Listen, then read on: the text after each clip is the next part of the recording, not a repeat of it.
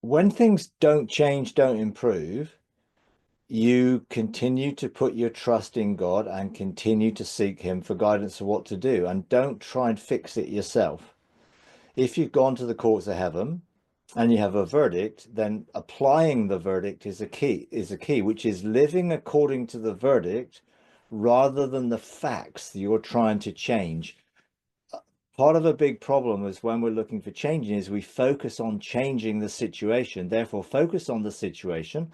That actually just makes the situation worse and we feel worse about the situation rather than looking to the solution. The solution is always going to be God.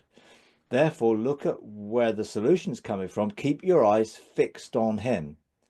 He's the author and finisher of our faith. He's the one. Look to the hills. Where does my help come from? So we look to the right place. Keep looking and don't allow the situation you're facing to change where you're looking. Jesus called Peter to step out of the boat. While Peter's eyes were on Jesus, he was walking on the water. When he began to look at the wind and the waves, he began to sink.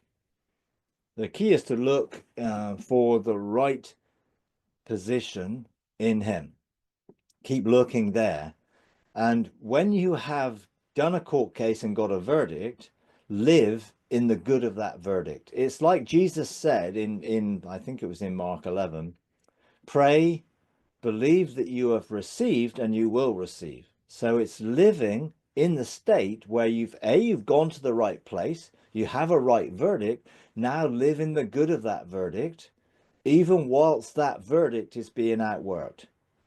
So the verdict is, it brings you the contentment of trusting in God's provision, and you don't let the symptoms or the circumstances affect how you feel.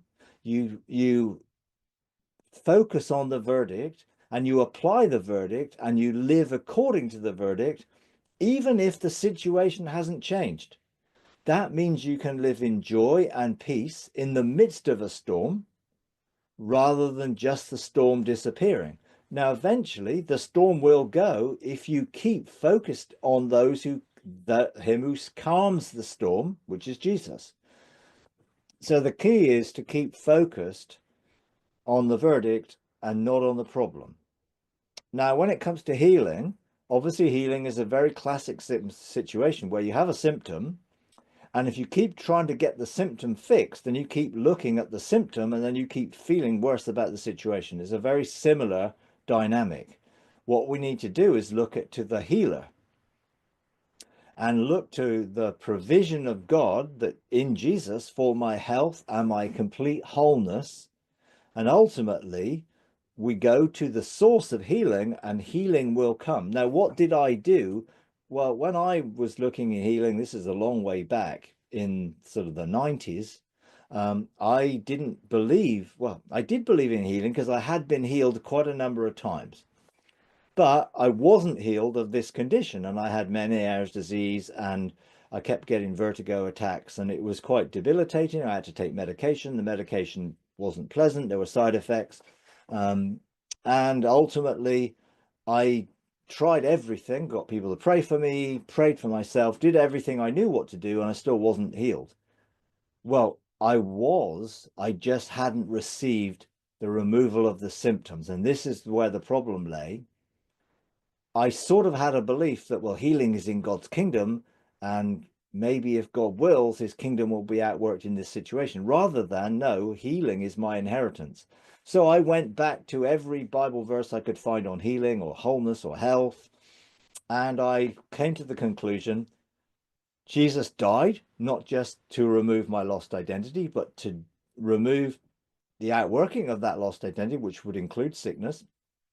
And God was my healer, and health was his inheritance for me to live in. And so I came to the conclusion, and I put my trust in that reality, and I rejoiced in the reality, even though I was still taking medication for the situation, because I was waiting for God to tell me to stop. And then eventually he told me to stop. I threw my tablets away. I never had another attack, and I've lived in health ever since because my trust is in him who brings me health and wholeness. He is the source of life. That life is in me. Jesus said, whoever drinks of this water will never thirst again. That water will in you turn into a fountain of living water or eternal life. So we keep drinking from the source that's already in us rather than an external source. That means we focus on that source of life that's in us, which is bringing changes to our whole being. When it comes to changing our DNA, there may be things within the fabric of our DNA which come from our parents and are genetically maybe altered or changed or other things.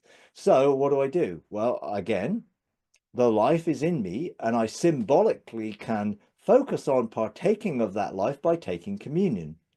So in the Engaging God program and other things, there are declarations of communion declarations that I used to make whilst taking communion, which was to do with the transformation of my DNA, the removal of anything within the fabric of my being that was bringing in anything contrary to God's perfect desire for me, which was to live in health and ultimately to be living in immortality.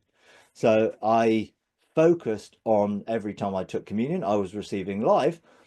Literally, I was drawing from the life that was already in me, and the symbol of the communion was that I'm partaking of that. I'm eating his flesh, drinking his blood, so I won't have to die, and therefore sickness participates in death. Therefore sickness will end and I will live in health and wholeness. So I kept focusing on that, and every day I would take communion until I began to live in a state of communion where every breath that I take is life.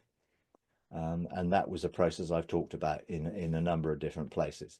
But I would, encourage you to rest and relax in his goodness, in his grace and mercy, and his love, unconditional love for you. Don't strive, but trust. Come to a place of rest where you trust in his goodness, and all you need to do is anything he shows you to do. And if he doesn't show you, just keep trusting in his provision to change the situations and apply the verdict every day. I'm living in the good of the verdict that I'm free from this, whatever the situation might be.